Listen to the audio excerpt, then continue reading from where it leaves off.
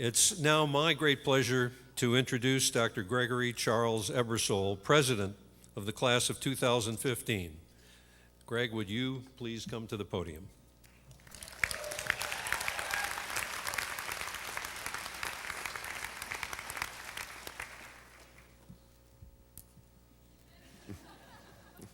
Thank you, Dean Shapiro. So first of all, I would like to thank all of the family, friends, guests, and faculty who made it out today to share in our graduation. I'm honored to stand before you all as a representative for our class, and I was given two charges for today's speech. First, to reflect on our class's journey as we moved through medical school, and second, to thank those who helped us along the way. Medical school has been extremely challenging and a rewarding time in our lives. It was a period of great personal growth, as many of us, including myself, began as wide-eyed recent graduates with limited personal experience or professional experience. If we're being completely honest, I don't think any of us really knew what we were getting ourselves into for these 4 years. In the classroom, our knowledge progressed from basic science and pathophysiology to the diagnosis and management of disease. In the hospital, we grew from just trying to remember the parts of a history and physical exam to having intimate and personal conversations and counseling sessions with our patients. These intellectual and personal pursuits placed great demands on our mind and our body.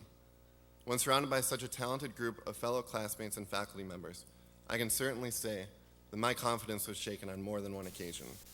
A rough shelf exam, a tough day on rounds, or just trying to edit a class show sketch next to Chelsea. As early as my first year practice medicine group, I remember Dr. Boyer would make us watch all 10 to 15 minutes of our standardized patient sessions instead of the required 2. His reasoning was that we would learn the most from viewing our own awkwardness working with the patient, and I definitely learned how awkward I was. Academic adversity like this was new to us, and over the 4 years here, we would lean on each other, lean on our mentors, and lean on our family to get through it. From these experiences, we all grew and persevered. For me, I learned that sometimes the ideas that you are most sure about are the ideas that are the most wrong, and that you need to be constantly questioning. As I reflect back on medical school with you all now, we will find that this was frequently the case. Our journey began in August of 2011, and before school even started, it seemed like half of us knew exactly what we wanted to do. Dr. Bokshan, neurosurgery, Dr. Barkland, urology, and Dr. Veloz, OBGYN are a few examples. Congratulations to you three on your orthopedics, dermatology, and medicine matches. We were all confident in these first choices from years of undergraduate, graduate, or professional success. These callings changed throughout the journey of self-discovery that occurs naturally as a part of medical school. As a class, we started to bond very early into orientation, as a group of 10 summer research students expanded to 60 by WUMP, and then 120 the following week. We all had our little tricks for remembering everyone's name. My phone contacts were littered with random identifiers, Jenny Texas and Duke Lauren. During orientation, we received our first white coats, and we became the first class to plan their own post-white coat social, Roger's famous Delco Around the World party. We also had our first float trip, losing only Samba's glasses and Max Rosen's wedding ring. By the second week of school, we met our first patient in anatomy lab. Although at least personally, still a bit unready to understand the depths of a physician-patient relationship, we were thrown right in and guided by the Conroy's helping hands. In this class, professional bonds were formed and a few personal relationships as well. Something like 5 marriages, 4 engagements, few couples to be exact, per Lisa's last relationship pie chart. It was after the first round of anatomy exams that I distinctly remember talking to Team Bonesaw at our post-exam highlighter party about how there was no way things could get more difficult. There were so many organs in the abdomen, and next was just some muscles and bones, and then the head was really small, so there can't really be a lot in there. We were wrong. Class got a lot more difficult as the years progressed. During first year, we were also able to participate in a lot of extracurriculars, ranging from groundbreaking research to volunteer work to student orgs.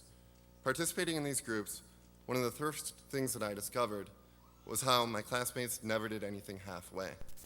For example, at the first WashU class Thanksgiving, one group of classmates ran and won a marathon relay before cooking 40 pounds of stuffing, because just doing either one wasn't difficult enough for them.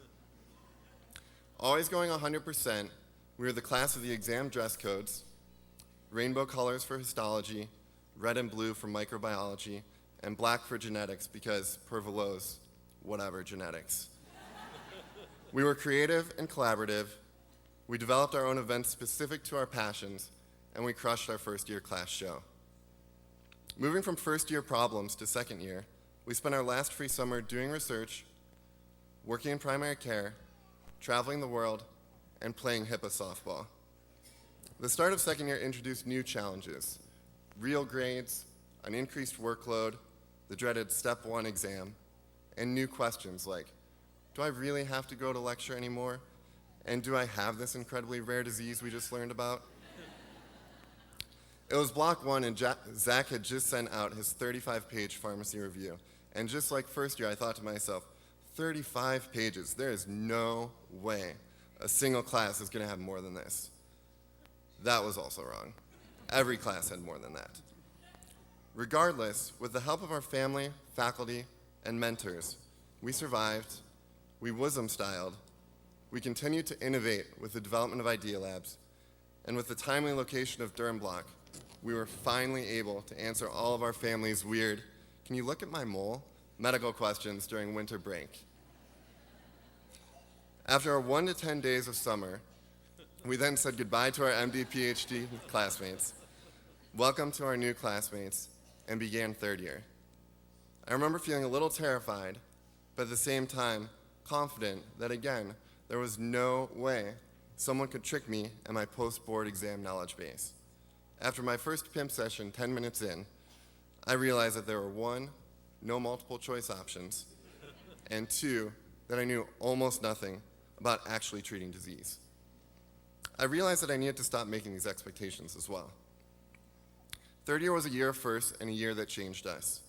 We had our first real patients, our first procedures, our first deliveries, and of course, our first smells and stains associated with these procedures and deliveries.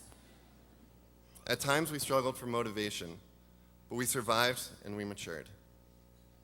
Somewhere between that terrifying first day on the wards and the start of fourth year, we became competent at developing a diagnosis and working as a team. We also became a mentor to younger students. During fourth year, we had our sub-Is, we had our away rotations, and we had our residency interviews. Maybe like 7 engagements happened as well. And then nothing really happened for about 6 months. In the end, we matched, we bonded together through shared experiences, and in just a few minutes, we will be newly minted doctors.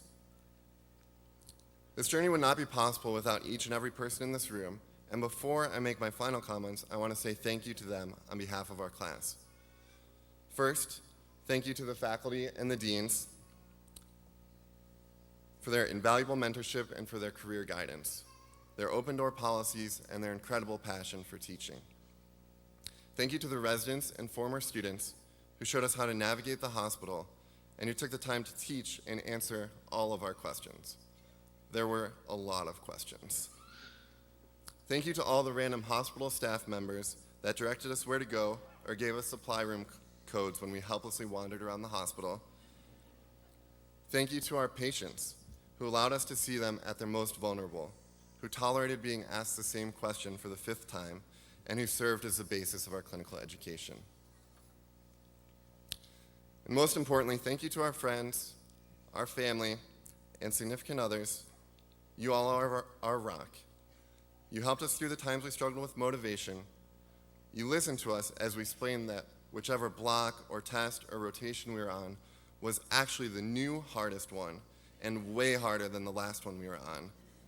And you supported us, always.